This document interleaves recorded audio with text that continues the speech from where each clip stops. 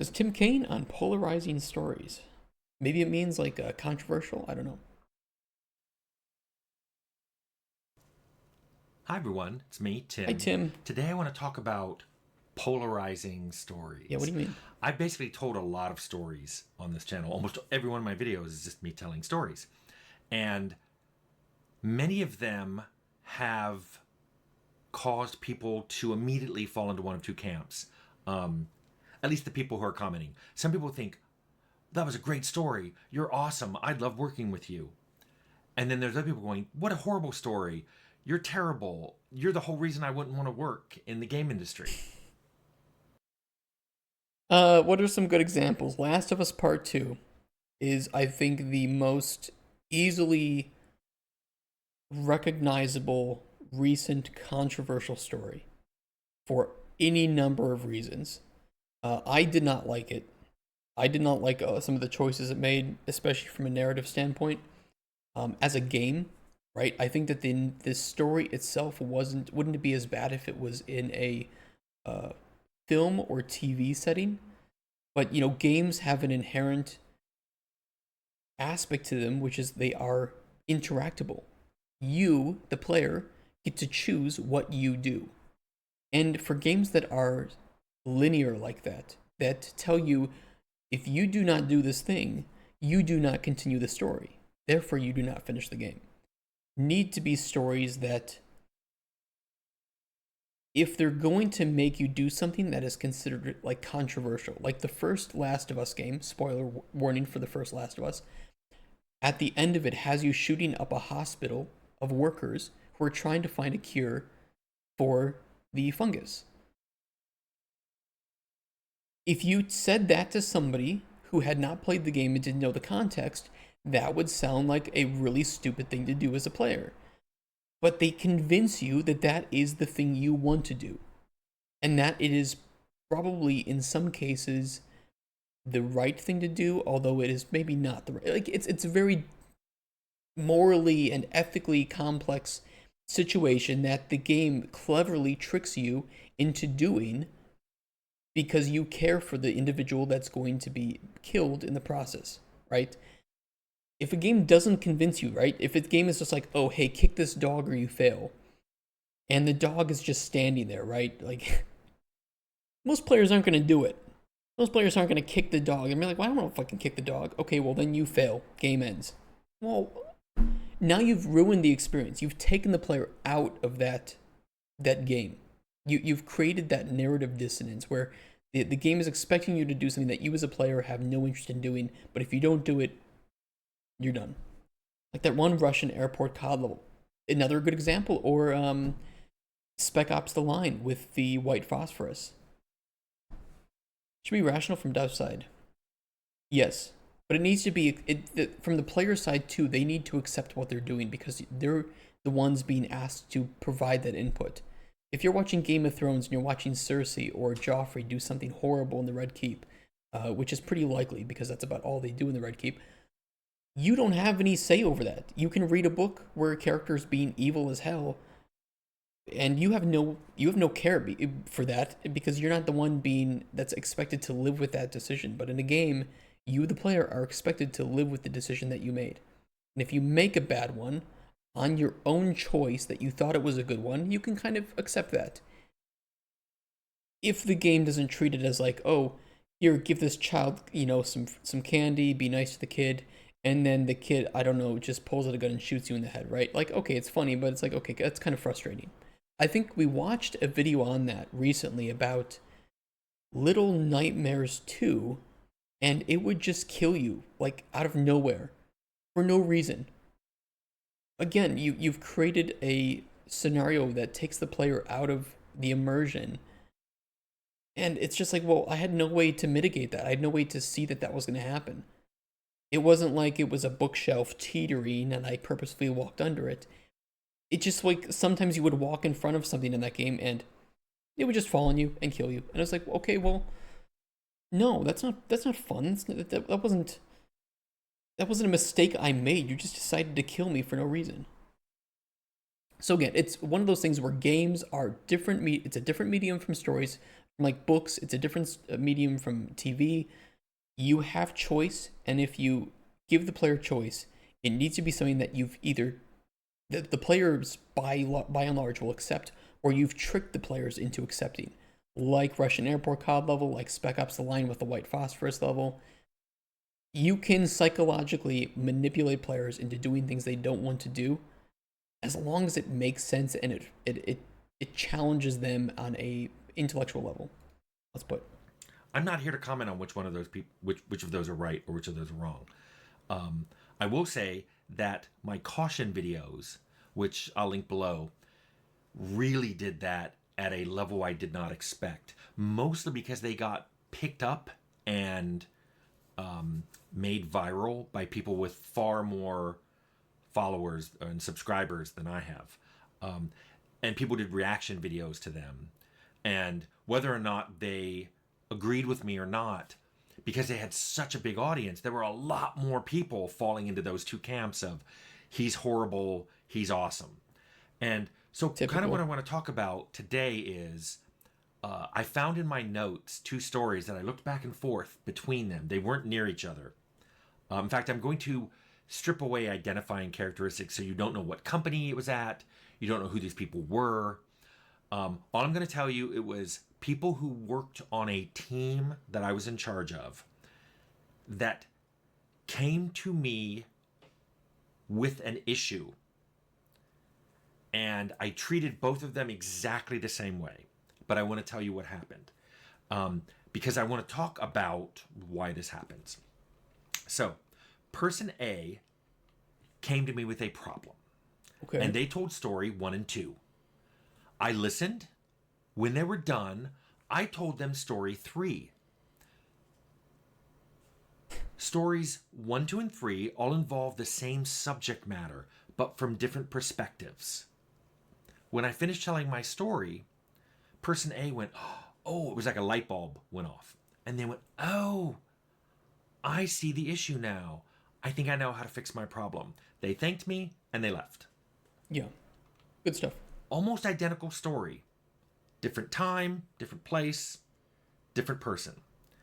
I'll call them person B. Person B comes to me with a problem. Tells me story alpha and beta. I listen to their stories, and when they're done, I tell them story gamma.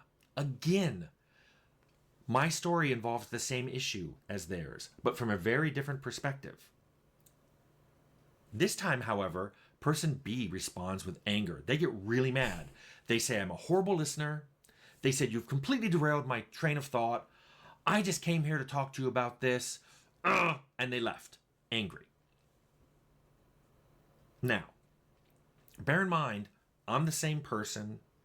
I was helping the same way. Very different reactions. To person A, I was great. I was told by that person I was a really good listener. I helped solve their problem.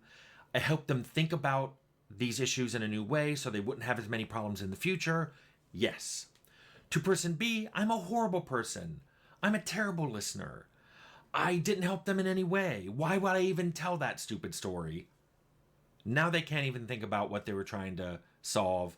They're angry. Well, I guess it has to do with like an agenda, and it doesn't necessarily mean like a political agenda, right? It just means that a lot of people when writing stories they're trying to say something, right? You're trying to say, okay, what is my story trying to say? What does this character represent? And then the character needs to do actions that represent that. But, like we said with games where you have this medium, where you have interaction, you do have the unique opportunity to give the player a set of problems and let them choose the solution, right? Like a choose your own adventure, an RPG game where you can solve a quest in multiple ways. And I see this nowadays where there's no bad way to make a game story. If you have a market that you want to deliver a story to, Dustborn works, okay? I'm not going to play it. I think it's silly. I think some of the characters and situations are silly, but there's clearly a market of like 24 people that seem to really like Dustborn. May not be enough to recuperate your money, but just saying, I think all games should exist, even if they have plot points and characters that have things that I'm not really that interested in.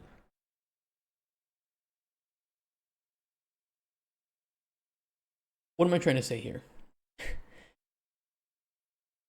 Give know that if you're trying to tell this specific story, oops, I just bumped F1, and you're trying to open up the player's mind to something, that when you try to push your own ideas into it, if you say, well, this is supposed to represent this thing, and this thing is not some timeless Disney level feeling, right? Of like true love. Like that's always going to be the case with humans. We're emotional beings. Love is something that is innate to us, innate to our biology. You can tell stories that involve love that are timeless. Like Harry Potter. Harry Potter is about love. It's about love between a parent and their children. That's what the most powerful thing in that universe is love. That's something that the evil character can never understand, right? But when you have like agendas that are especially like time locked, like, hey, this is we're, mentioning the problems of this time, well, it's going to get dated. And so, that's one of those things that can polarize people. But you can still polarize people with challenging them morally or ethically with, do you steal food to feed your family? Right? That's one of the classic ones. That's an ethical problem, right? That's an ethical dilemma. To witchcraft and devil worship. Like nukes are more powerful than love. God damn it, guys. Hey, go play Metal Gear Solid then. You contrarians. Interesting two stories. Now, before we dive into whether you think someone's right there, let me just tell you that right now, some of the listeners to this video are doing this. In one group, they're going, Tim, no, Tim, you were great. You were fine. You handled things the way you normally handle it. You listened to them. You gave them an alternative way of looking at it. It was up to them to figure it out. You're fine. That person B, that person's got issues. Yeah, there's another group though personal that are going, politics and shit. Tim, you're such a bad person. Person B needed help, and they needed help in a different way. But you tried the same thing you always do. You should have adapted. You should have accommodated them. You're too rigid. Person B needed you to make a concession to them and handle their situation in a different way, and you didn't do it. You're a bad manager. You didn't adapt. Who's right? I can see cases where that might be true, right? Where let's say you guys are teammates, right? You come to me with game ideas for Golden Chronicles, and the ideas are, what's a good way to, how do I describe this? How do I describe this feeling? No, let's put it this way. You guys are the designers for Golden Chronicles, or for whatever game that you have in your mind that is the greatest game that will ever exist, right? That's yours. You know the pillars, you know what that game is supposed to represent, what that's supposed to, the story is supposed to be, how difficult it is. You know the market, right? You know what that game is supposed to be better than anyone. And you tell me an idea that you have for it, but you don't know if it's good or not. And I just throw back the weirdest, randomest thing ever, something that absolutely is not going to fit in the game. And then you tell me that. You're like, okay, well, that's, I get it, that's kind of cool, but I don't think that's going to work here. And I get upset about that. I don't really think that you would be in the wrong for that. In fact, I mean, maybe you could argue that there's some nuance here, right? Like maybe you didn't explain to me the pillars enough, but maybe I didn't understand them. Maybe I just chose to throw in this wild, random idea as a counterpoint, but clearly it doesn't fit. It's communication, right? It's communication where I could see cases where somebody did come to Tim looking for verification on something specific, and Tim may have responded in a way that didn't touch on that issue, but touched on something else that person didn't feel was relevant. Sure, that happens all the time. That's miscommunication, right? And maybe you could argue that yes, it is a manager's job to mitigate the fallout of that, right? You can't stop miscommunication, but you can mitigate the damage that happens when it occurs, right? Before you start to have this misunderstanding, you say, wait, hold on. Maybe we're not on the same page here. Maybe you see the idea as having this purpose, I see the idea as having this purpose or this outcome. Maybe we need to bring some more people in, or we need to examine this further, right? So it is a game of communication. It's a game of, well, who's the person you're talking to, and how do they operate? This is very much like a culture, a team culture thing. How does your team communicate to each other? And if you have that one red ball, that one odd egg, who just can't be a team player, who is this lone wolf, even if they're good, no matter how good they are, they will always be a detriment to your team because they can't play with your team. And your team's going to get frustrated with that. I guess this is a bigger topic. It's a bigger topic that we could talk about for ages. Maybe the next video we'll talk about it, because if you're watching on YouTube, our next one is matching your project and team. I think it does have to do with management and communication, but also it has to deal with individual personalities and also circumstances, right? Bad days. That's a trick question. I don't think either of those groups are wrong.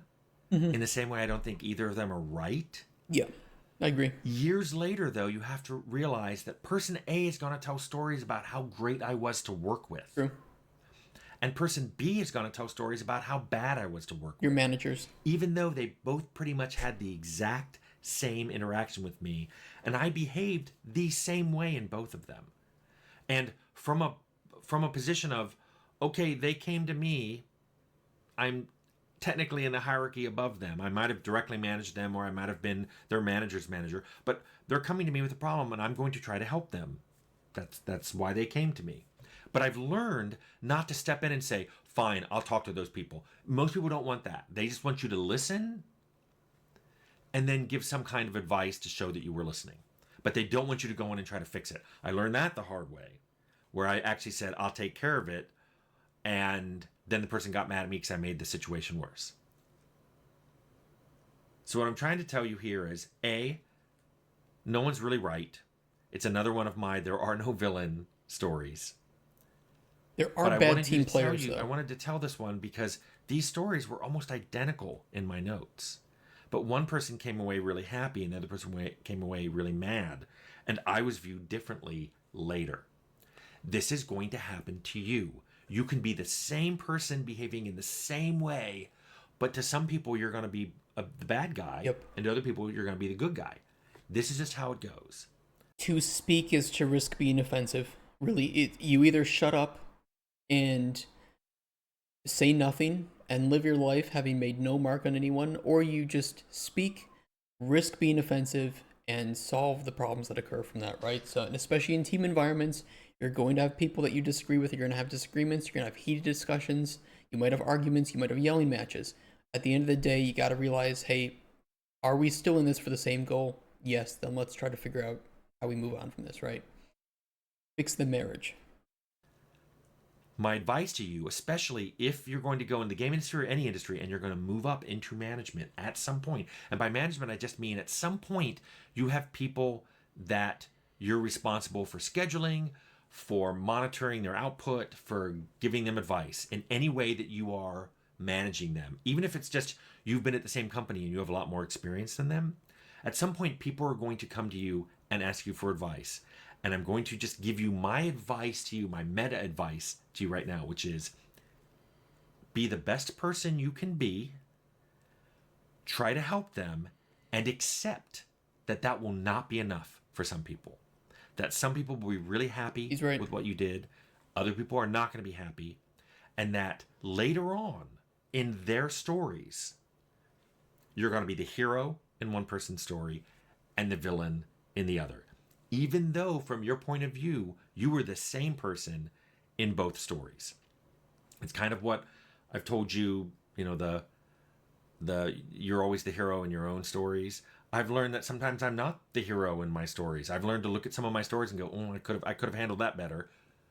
But even when I do think I've handled it correctly and the best way I could, I still find myself being the villain. And Conflict is the only way you will move forward in life. Like everything is conflict. If I, it's really the only way to solve problems. Problems exist because there's conflict, right? There is some friction, and you need to solve that friction. You can't be somebody that avoids. If you were say, yeah, I like to avoid conflicts. Oh, so you like to get nothing done in life then, right? And if you're working in games, you can't be somebody that avoids conflict. You can't be passive. It doesn't work. It doesn't mean that you can't be introverted or something. You can still be introverted, but you have to be somebody that is okay with conflict. Conflict doesn't mean that there is something bad is going to happen. It means that you, person A, see maybe a different way forward than person B. You need to lay things out on the table and you need to solve it. And then you need to move forward. And part of cultivating a good team, cultivating a good work environment, is one where you can approach conflict healthily, where people put aside their egos and they say, we have this problem.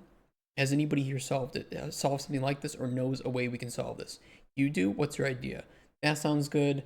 Maybe somebody else has something to pull in. Great. Let's start to move this forward and see where it takes us. So I'm usually quiet for an hour or two in a new crowd and look around what the general atmosphere is to judge if I should even say something or just leave. I think that regarding like arguments or regarding like being in group conversations, if there's one person who wants to be in that conversation on bad faith, you know, it's like if you're having a debate with somebody and they're there to have gotcha moments on you, leave. Like the moment you know that that person is the type of individual who is into that and doesn't want to have a good faith argument, you're not going to ever get anything from that, right? You're never going to come out of that better. And that's why, like I said, cultivating a good work environment and a good team is one where you can have good faith arguments even if they get heated, because everyone at the end of the day knows that the result of this should be a good game and a good community and a stronger team. I believe in societal moral absolutes. I believe I can be objective, conscious society right, or call them on it. Do you mean with like somebody who has bad faith arguments? Yeah, you could call them on the bad faith arguments. And I think some people, very few people who engage in bad faith argumentation, though, are willing to accept that they were doing that. And I'm not saying that those people aren't worth talking to and that you can't change their mind, but that usually speaking, if they're not there to actually try to have a conversation and they're not engaging in it in a very respectful way, your chances are minimal.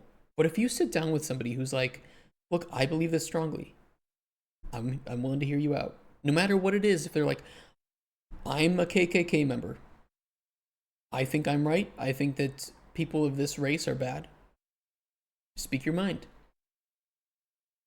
Even if you come out of that and you don't change that individual's mind, clipped and shut. If you don't change that person's mind, it's like, you know what? At least I tried. And there's a good example of the of that African American guy who did change the minds of KKK members. It sounds crazy, but he did by just speaking to them. I'm going to stop and change my tone if someone catches me on a shitty argument. If somebody that I'm going into it, like, you know what? Look, if I recognize that somebody is arguing on bad faith, I'll just say it. I'm like, look, I don't want to have a bad faith argument. That's not why I'm here. I'm willing to change my mind, but you aren't. And because of that, this isn't an argument that is going to better either of us. It's just going to result in one or both of us becoming more fortified in our already existing positions. And that's not gonna make society better, and it's not gonna make us better. So, but sometimes it is good to expose that, right? Exposing that for other people can be good, and that's why I like watching debates and arguments that are public or that are like put on YouTube, because some of that can help me to figure out where my own ideas lay, and if I, well, it's like, well, I think I held some of the positions of this other very controversial, very entrenched person, and maybe I need to become less entrenched. Die Hard, thank you for the follow. Welcome. Some stories, and there's absolutely nothing I can do about it. Just give me the same piece of advice. I wish someone had told me this 4 decades ago, so I wouldn't have stressed over some of these results as much as I did at the time when I found out later that somebody was walking around going, Tim's horrible, I don't want to work for him, whatever. I wish I had gone, I I tried, don't think you can have and as somebody long as I tell you knew I that tried 40 my years best, ago. I could move on. And I stressed a lot more than I should have. So I'm not telling you don't try to be a good person. Don't try to do your best. Don't try to help people. Just understand it's not always going to work out that you're seen in the best light. So I hope this story, this meta story, helps some of you. Yeah, that was a good video. It was a little bit different than I expected it to. I think me and Midrong were on that one too, but it was still good, and it's a good thought process, especially for being in a team. You can't shut people out, and if you do have a problem where there is somebody who isn't a good team member, even if they are a good worker, they're not going to be somebody that you should have around. You need to make sure that you cultivate a team that works well, that is well oiled. And that way you can all learn together. You're not going to be worrying about office politics and bullshit like that. That is something that a manager needs to be on top of. I've worked at places where you don't have that, and it's absolutely terrible.